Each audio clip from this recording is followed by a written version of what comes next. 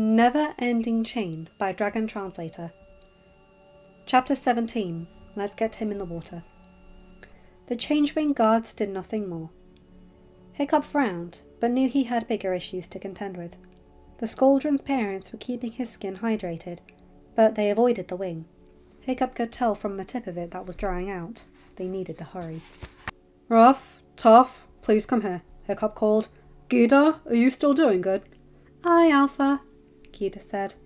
Hiccup blinked as those same guards shifted their gaze to Gida and smiled. Hiccup placed that in his mental list to ask Toothless and Sharpshot about later, as the twins reached him. Hiccup grimaced, knowing the young Squadron was not going to like what came next, but knowing that it had to be done. Hiccup turned, looking up at the Squadron.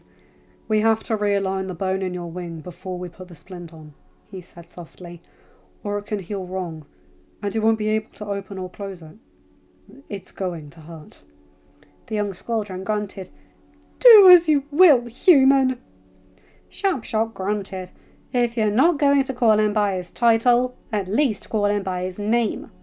It's Hiccup, not human. Easy, brother, Hiccup said softly. He's in pain and is stuck on this sandy beach under that sun. Sharpshot grunted again. Hiccup reached up and scratched Sharpshot's head. Sharpshot cooed. Hiccup grinned and then looked towards Snotlout and Fishlegs. Think you two can hold one sapling under the wing and one above the wing so that the twins can lash them together with the vines?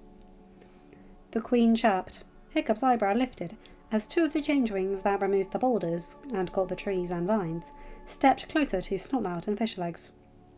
We shall help them, the one who tipped its head said, its voice male and as musical as the others. Hiccup smiled. Thank you. He looked at the Squadron. Can you lift your wing at all?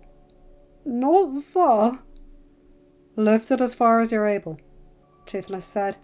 Then rest it upon my back and wings. He walked around behind the Squadron. With a grunt and a hiss, the Squadron slowly lifted its wing. The broken half dragged the sand. Toothless nosed under and spread his wings. The Squadron lowered his wing and breathed a sigh of relief as Gida placed her glowing green hands over the break. Snotlout grabbed one end of a sapling and Fishlegs grabbed the other. They moved over. Gida stopped using her healing spell. She stepped out of the way as the two positioned the sapling under the wing.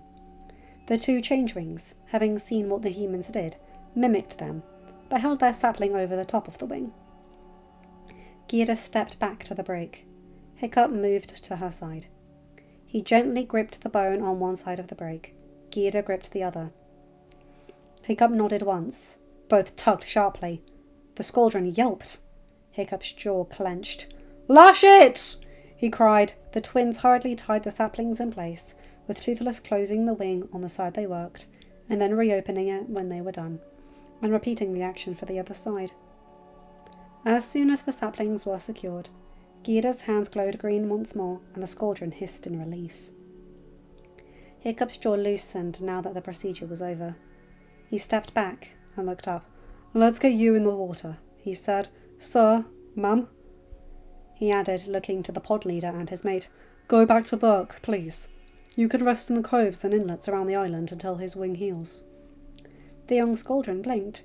You would let myself and my parents rest around your nest? He asked. Yes. You are hurt, and shouldn't really swim or fly with a broken wing, or it can heal wrong. The waters around Berk are calm. You'll be left to rest if you're worried about humans bothering you. When I get back, I will ask our healer to see if she can put something on your wing, so you're not in pain all the time. She might have to reapply it many times before you're completely healed, so that's the only time you'd be bothered. If you don't want the medicine, I'll tell everyone to just leave you be. The mage is not your healer?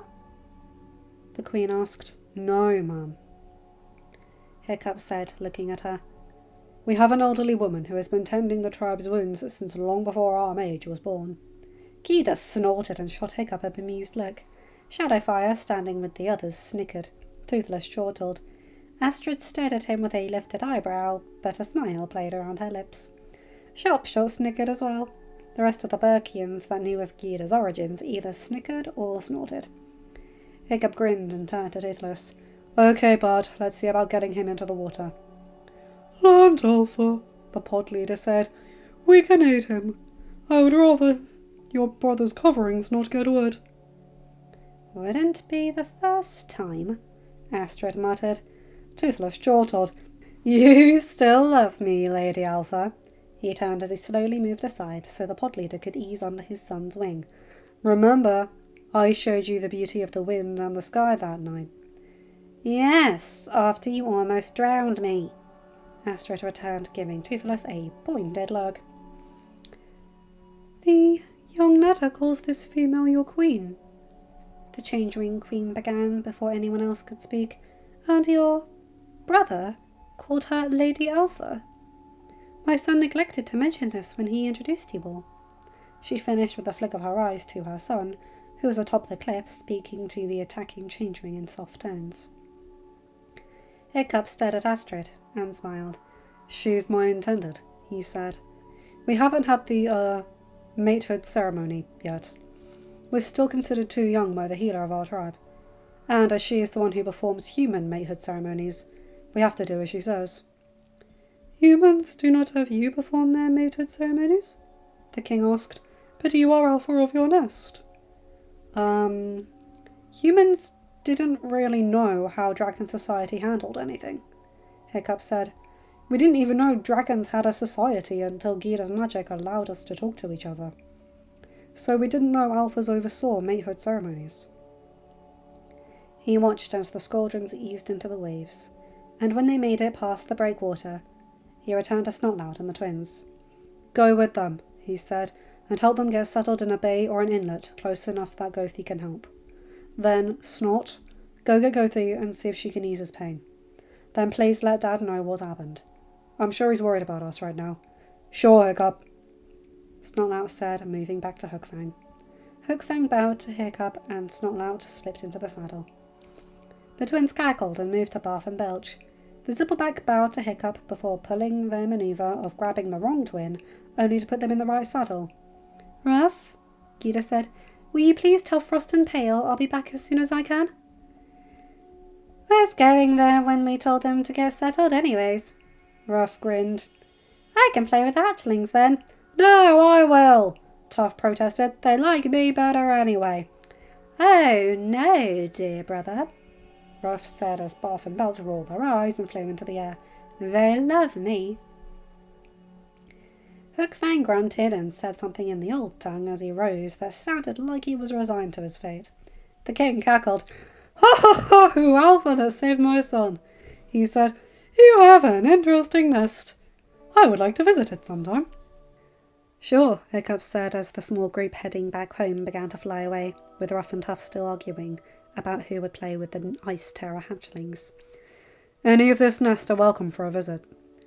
"Who are Frost and Pale?" the queen asked. "And why did the two humans that look alike speak about playing with hatchlings?" Gyda looked at Hiccup. He frowned but gestured for her to go ahead. Gyda turned to the queen and tipped her head. "Frost is Frostfire," she said. "He is my oldest son. Pale is Palewing, his mate. The hatchlings are theirs. Now that I know that those two are going to play with my grandkids, I just know I'm going to have to undo all the chaos-inducing pranks they try to teach them. Imagine if they start teaching Ringfire's hatchlings," Fishleg said before shuddering.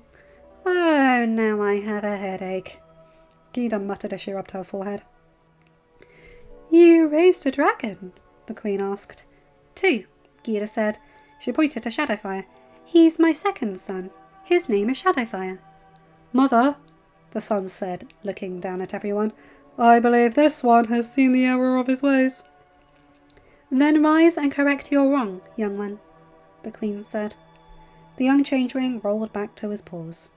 He stared down at Hiccup, then lowered his head and added his gaze.